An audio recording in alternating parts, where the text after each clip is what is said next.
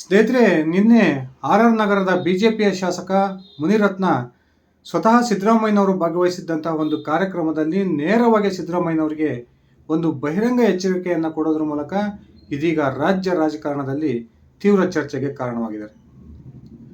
ನಿನ್ನೆ ಬೆಂಗಳೂರಿನ ಕಾರ್ಯಕ್ರಮವೊಂದರಲ್ಲಿ ಭಾಗವಹಿಸಿದ್ದಂತಹ ಮುನಿರತ್ನ ಅನೇಕ ಕಾಂಗ್ರೆಸ್ ನಾಯಕರ ಮುಂದೆನೆ ಸಿದ್ದರಾಮಯ್ಯನವರಿಗೆ ಒಂದು ಸಂದೇಶವನ್ನು ಕೊಡೋದ್ರ ಮೂಲಕ ಇದೀಗ ನಿಜಕ್ಕೂ ಕೂಡ ರಾಜ್ಯದ ಕಾಂಗ್ರೆಸ್ನಲ್ಲಿ ಒಂದು ರೀತಿಯ ಬೆಳವಣಿಗೆ ಆಗ್ತಾ ಇದೆಯಾ ಅನ್ನೋ ಒಂದು ಚರ್ಚೆಯನ್ನು ಹುಟ್ಟಾಕಿದ್ದಾರೆ.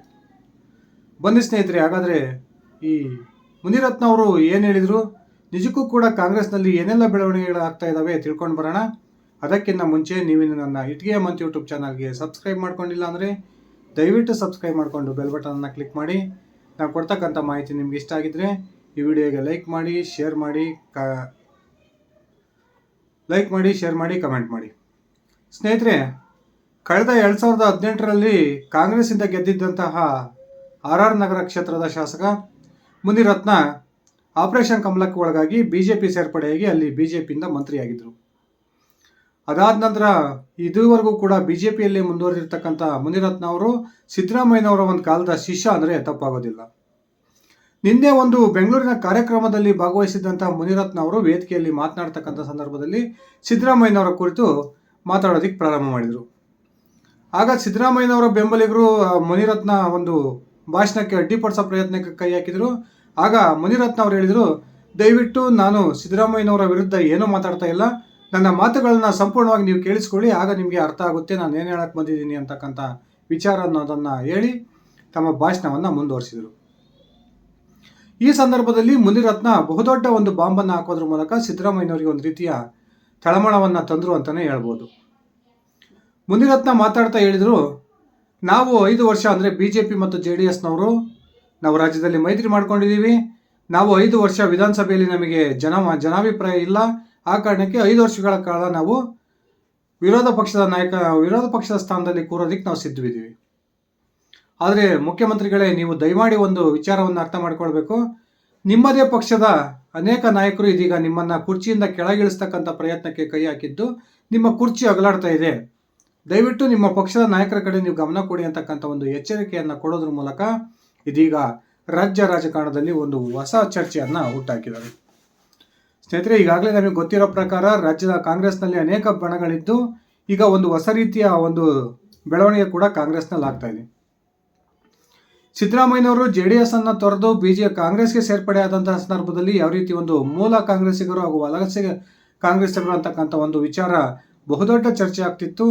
ಈಗ ಮತ್ತೊಮ್ಮೆ ಅದೇ ವಿಚಾರ ಚರ್ಚೆಗೆ ಬರ್ತಾ ಇದ್ದು AICC ಕೂಡ ಮೂಲ ಕಾಂಗ್ರೆಸ್ಸಿಗರನ್ನ ಈಗ ರಾಜ್ಯದ ಮುಖ್ಯಮಂತ್ರಿ ಮಾಡಬೇಕು ಅಂತಕ್ಕಂಥ ಪ್ರಯತ್ನಕ್ಕೆ ಕೈ ಹಾಕಿ ಇಷ್ಟೆಲ್ಲ ಏನು ಸಿದ್ದರಾಮಯ್ಯನವರ ವಿರುದ್ಧ ಹಗರಣಗಳು ಕೇಳಿ ಬರ್ತಾ ಇದ್ದಾವೆ, ಸಿದ್ದರಾಮಯ್ಯ ಕ್ಯಾಬಿನೆಟ್ನ ಸದಸ್ಯರ ಮೇಲೆ ಹಗರಣಗಳು ಕೇಳಿ ಬರ್ತಾ ಇದ್ದಾವೆ, ಈ ಎಲ್ಲ ಹಗರಣಗಳು ಬಯಲಿಗೆ ಬರೋದ್ರಿಂದ ಈ AICCಯ ಕೈವಾಡ ಕೂಡ ಇದೆ ಅಂತಕ್ಕಂಥ ಮಾತುಗಳು ಕೇಳಿ ಬರ್ತಾ ಇದ್ದಾವೆ. ಮುನಿರತ್ನ ಈ ಹಿಂದೆನೇ ಒಂದು ಮಾತನ್ನು ಹೇಳಿದರು, ನಾವು ಕಳೆದ 2018ನೇ ಇಸ್ವಿ ಸಮಯದಲ್ಲಿಯೇ ಬಿಜೆಪಿಯವರು 17 ಜನ ಕಾಂಗ್ರೆಸ್ ಮತ್ತು JDS ಶಾಸಕರನ್ನ ಆಪರೇಷನ್ ಮಾಡಿದ್ವಿ. ಈಗ ಆ ಒಂದು ಸಂಖ್ಯೆಯನ್ನು 3ರಷ್ಟು ಮಾಡೋದು ನಮಗೇನು ದೊಡ್ಡದಾಗಲ್ಲ. ಆದರೆ ನಾವು ಯಾವುದೇ ಕಾರಣಕ್ಕೂ ಕೂಡ ಆಪರೇಷನ್ ಕಮಲಕ್ಕೆ ಕೈ ಹಾಕಲ್ಲ. ಕಾಂಗ್ರೆಸ್ನ ಸರ್ಕಾರ ತನ್ನಿಂದ ತಾನೇ ಬಿದ್ದೋಗುತ್ತೆ ಅಂತಕ್ಕಂಥ ಮಾತನ್ನು ಸುಮಾರು 6 ತಿಂಗಳು ಹಿಂದೆನೇ ಹೇಳಿದರು. ಇದೀಗ ರಾಜ್ಯದ ಕಾಂಗ್ರೆಸ್ನಲ್ಲಿ ಅದೇ ರೀತಿಯ ಒಂದು ಬೆಳವಣಿಗೆಗಳು ನಡೀತಾ ಇದ್ದು ಸಿದ್ದರಾಮಯ್ಯನ ಸರ್ಕಾರಕ್ಕೆ ಹೆಚ್ಚು ಆಯುಷ್ ಇಲ್ಲ ಅಂತಕ್ಕಂಥದ್ದು ಈಗ ಗೊತ್ತಾಗ್ತಾ ಇದೆ. ಪ್ರತಿದಿನ ಒಂದಿಲ್ಲ ಒಂದು ಹಗರಣಗಳನ್ನು ಇದೀಗ ವಿರೋಧ ಪಕ್ಷಗಳು ಹೊರಗೆ ತರ್ತಾ ಇರೋದ್ರಿಂದ ಸಿದ್ದರಾಮಯ್ಯನವರ ಕುರ್ಚಿ ಅಗಲಾಡ್ತಾ ಇದೆ ಅಂತಕ್ಕಂಥ ಮಾತುಗಳು ಕೇಳಿ ಬರ್ತಾ ಇದ್ದಾವೆ. ಇನ್ನೊಂದು ಕಡೆ ಅಂತೂ ಕೇಂದ್ರ ಸಚಿವ ಪ್ರಹ್ಲಾದ್ ಜೋಶಿ ಅವರು ಹುಬ್ಬಳ್ಳಿಯಲ್ಲಿ ಮಾತನಾಡ್ತಾ ಮಾಧ್ಯಮಗಳ ಮುಂದೆ ಒಂದು ಮಾತನ್ನು ಹೇಳಿದ್ರು, ಶೀಘ್ರದಲ್ಲಿಯೇ ಇಡಿ ಸಿದ್ದರಾಮಯ್ಯನವರನ್ನ ಬಂಧನ ಮಾಡುತ್ತೆ, ಆ ಮೂಲಕ ರಾಜ್ಯದ ಕಾಂಗ್ರೆಸ್ ಸರ್ಕಾರ ಪತನವಾಗುತ್ತೆ ಅಂತಕ್ಕಂಥ ಬಹುದೊಡ್ಡ ಬಾಂಬನ್ನು ಹಾಕಿದ್ದನ್ನು ನಾನು ಈಗಾಗಲೇ ಸುದ್ದಿ ಮಾಡಿದ್ದೆ. ಇದೀಗ ಮುಖ್ಯಮಂತ್ರಿಗಳ ಎದುರಲ್ಲೇ ಈ ನಗರದ ಶಾಸಕ ಬಿಜೆಪಿಯ ಶಾಸಕರು ಆಗಿರ್ತಕ್ಕಂಥ ಮುನಿರತ್ನ ಅವರು ನೇರವಾಗಿ ಸಿದ್ದರಾಮಯ್ಯನವರಿಗೆ ಎಚ್ಚರಿಕೆಯನ್ನು ಕೊಡೋದ್ರ ಮೂಲಕ ಕಾಂಗ್ರೆಸ್ನಲ್ಲಿ ಆ ರೀತಿಯ ಒಂದು ಬೆಳವಣಿಗೆ ಏನಾದರೂ ನಡೀತಾ ಇದೆಯಾ ಅಂತಕ್ಕಂಥ ಒಂದು ಅನುಮಾನ ಹುಟ್ಟೋದಕ್ಕೆ ಕಾರಣವಾಗಿದ್ದಾರೆ. ಸ್ನೇಹಿತರೆ, ಮೊದಲಿಂದನೂ ಕೂಡ ನೀವು ಮುನಿರತ್ನ ಅವರ ಒಂದು ಹೇಳಿಕೆಗಳನ್ನು ಗಮನಿಸ್ತಾ ಬರ್ರಿ. ಮುನಿರತ್ನ ಅವರು ಸುಮ್ಮನೆ ಯಾರೋ ಬೇರೆಯವ್ರು ಮಾತಾಡೋ ಥರ ಮಾತಾಡೋದಿಲ್ಲ. ಮುನಿರತ್ನ ಅವರಿಗೆ ಏನಾದರೂ ರಾಜಕೀಯ ಬೆಳವಣಿಗೆಯ ಸ್ಪಷ್ಟ ಅರಿವಿದ್ರೆ ಮಾತ್ರ ಮುನಿರತ್ನ ಅವರು ಈ ರೀತಿಯ ಒಂದು ಹೇಳಿಕೆಯನ್ನು ಕೊಡ್ತಾರೆ. ಈಗ ನಿನ್ನೆ ಸಿದ್ದರಾಮಯ್ಯನವರು ಇದ್ದಂತಹ ವೇದಿಕೆಯಲ್ಲಿಯೇ ಮುನಿರತ್ನ ಅವರು ಹಾಕಿರ್ತಕ್ಕಂಥ ಈ ಬಹುದೊಡ್ಡ ಬಾಂಬ್ ಸಿದ್ದರಾಮಯ್ಯನವರ ಕುರ್ಚಿಗೆ ಬಹುತೇಕ ಕಂಟಕವನ್ನು ತರುತ್ತೆ ಅಂತಕ್ಕಂಥ ಮಾತುಗಳು ಕೂಡ ಕೇಳಿ ಬರ್ತಾ ಇದ್ದಾವೆ. ನಮಗೆಲ್ಲ ಗೊತ್ತಿರೋ ಹಾಗೆ ಮುನಿರತ್ನ ಅವರು ಈಗಾಗಲೇ ಕಾಂಗ್ರೆಸ್ನಲ್ಲಿದ್ದರು. ಕಾಂಗ್ರೆಸ್ನಲ್ಲಿ ಅವರಿಗೆ ಅನೇಕ ಸ್ನೇಹಿತರು ಈಗಲೂ ಕೂಡ ಇದ್ದಾರೆ. ಆ ಕಾರಣಕ್ಕೆ ಕಾಂಗ್ರೆಸ್ನ ಒಂದು ಒಳಗೆ ಏನಾಗ್ತಿದೆ ಅಂತಕ್ಕಂಥ ಒಂದು ಸ್ಪಷ್ಟ ಸೂಚನೆ ಮುನಿರತ್ನ ಅವರಿಗೆ ಸಿಕ್ಕಂತೆ ಕಂಡು ಬರ್ತಾ ಇದೆ. ಆ ಕಾರಣಕ್ಕೇನೆ ಇದೀಗ ಮುಖ್ಯಮಂತ್ರಿಗಳಿಗೆ ಒಂದು ರೀತಿಯ ಎಚ್ಚರಿಕೆಯನ್ನು ಕೊಡ್ತಕ್ಕಂಥ ಪ್ರಯತ್ನಕ್ಕೆ ಈ ಮುನಿರತ್ನ ಅವರು ಕೈ ಹಾಕಿದ್ದಾರೆ ಅಂತಕ್ಕಂಥ ಮಾತುಗಳು ಕೂಡ ಕೇಳಿ ಬರ್ತಾ ಇದ್ದಾವೆ. ರಾಜ್ಯದಲ್ಲಿ ದೊಡ್ಡ ಮಟ್ಟದ ಆಪರೇಷನ್ ಕಮಲ ನಡೆಯುತ್ತೆ, ಮಹಾರಾಷ್ಟ್ರ ಮಾದರಿಯ ಸರ್ಕಾರ ರಾಜ್ಯದಲ್ಲಿ ಬರುತ್ತೆ ಅಂತಕ್ಕಂಥ ಮಾತುಗಳು ಏನು ಕೇಳಿ ಬರ್ತಾ ಇದ್ವು. ಈ ಎಲ್ಲ ಮಾತುಗಳಿಗೆ ವಿರಾಮ ಆಗ್ತಕ್ಕಂಥ ಒಂದು ಹೇಳಿಕೆಯನ್ನು ಮುನಿರತ್ನ ನಿನ್ನೆ ಕೊಟ್ಟಿದ್ದಾರೆ ಅಂದರೆ ತಪ್ಪಾಗೋದಿಲ್ಲ. ಬಿಜೆಪಿ ಆಗಲಿ JDS ಆಗಲಿ ರಾಜ್ಯದಲ್ಲಿ ಕಾಂಗ್ರೆಸ್ ಸರ್ಕಾರವನ್ನು ಕೆಡತಕ್ಕಂಥ ಪ್ರಯತ್ನಕ್ಕೆ ಯಾವ ಕಾರಣಕ್ಕೂ ಕೈ ಹಾಕೋದಿಲ್ಲ.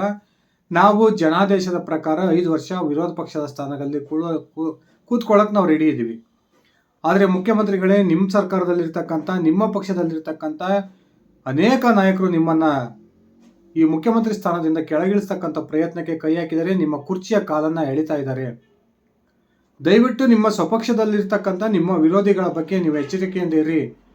ಆಮೇಲೆ ನಿಮ್ಮ ಸರ್ಕಾರದಲ್ಲಿ ಹೆಚ್ಚು ಕಡಿಮೆ ಆದರೆ ನೀವು BJPಯವ್ರ ಮೇಲಾಗಲಿ ಕಾಂಗ್ರೆಸ್ನವ್ರ ಮೇಲಾಗಲಿ ದೂರಬೇಡಿ ಅಂತಕ್ಕಂಥ ಒಂದು ಎಚ್ಚರಿಕೆಯನ್ನು ನೇರವಾಗಿ ಸಿದ್ದರಾಮಯ್ಯನವರಿಗೆ ಕೊಟ್ಟಿದ್ದಾರೆ. ಸ್ನೇಹಿತರೆ, ಈ ಮುನಿರತ್ನ ಅವರ ಈ ಹೇಳಿಕೆಯ ಕುರಿತು ನಿಮ್ಮ ವೈಯಕ್ತಿಕ ಅಭಿಪ್ರಾಯ ಏನಿದೆ ಕಮೆಂಟ್ ಮಾಡಿ. ನಿಜಕ್ಕೂ ಕಾಂಗ್ರೆಸ್ನಲ್ಲಿರ್ತಕ್ಕಂಥ ಸಿದ್ದರಾಮಯ್ಯನವರ ವಿರೋಧಿಗಳು ಸಿದ್ದರಾಮಯ್ಯನವರನ್ನು ಮುಖ್ಯಮಂತ್ರಿ ಸ್ಥಾನದಿಂದ ಕೆಳಗಿಳಿಸ್ತಕ್ಕಂಥ ಪ್ರಯತ್ನಕ್ಕೆ ನಿಜಕ್ಕೂ ಕೂಡ ಕೈ ಹಾಕಿದ್ದಾರೆ, ಅಥವಾ ಕೇವಲ ರಾಜಕೀಯ ಚರ್ಚೆ ಆಗಲಿ ಅಂತಕ್ಕಂಥ ಕಾರಣಕ್ಕೆ ಮುನಿರತ್ನ ಅವರು ಈ ರೀತಿಯ ಒಂದು ಹೇಳಿಕೆಯನ್ನು ಕೊಟ್ಟಿದ್ದಾರೆ? ದಯವಿಟ್ಟು ನಿಮ್ಮ ಅಭಿಪ್ರಾಯವನ್ನು ಕಮೆಂಟ್ ಮಾಡಿ. ಇದಿಷ್ಟಾಗಿತ್ತು ಸ್ನೇಹಿತರೆ ನನ್ನ ಇವತ್ತಿನ ಈ ವಿಡಿಯೋ. ನಾನು ಕೊಟ್ಟಿರ್ತಕ್ಕಂಥ ಮಾಹಿತಿ ನಿಮ್ಗೆ ಇಷ್ಟ ಆಗಿದ್ದರೆ ಈ ವಿಡಿಯೋಗೆ ಲೈಕ್ ಮಾಡಿ, ಶೇರ್ ಮಾಡಿ, ಕಮೆಂಟ್ ಮಾಡಿ. ನೀವಿನ್ನು ನನ್ನ ITKM ಅಂತ ಯೂಟ್ಯೂಬ್ ಚಾನಲ್ಗೆ ಸಬ್ಸ್ಕ್ರೈಬ್ ಮಾಡ್ಕೊಂಡಿಲ್ಲ ಅಂದರೆ ದಯವಿಟ್ಟು ಸಬ್ಸ್ಕ್ರೈಬ್ ಮಾಡಿಕೊಂಡು ಬೆಲ್ ಬಟನ್ನ ಕ್ಲಿಕ್ ಮಾಡಿ.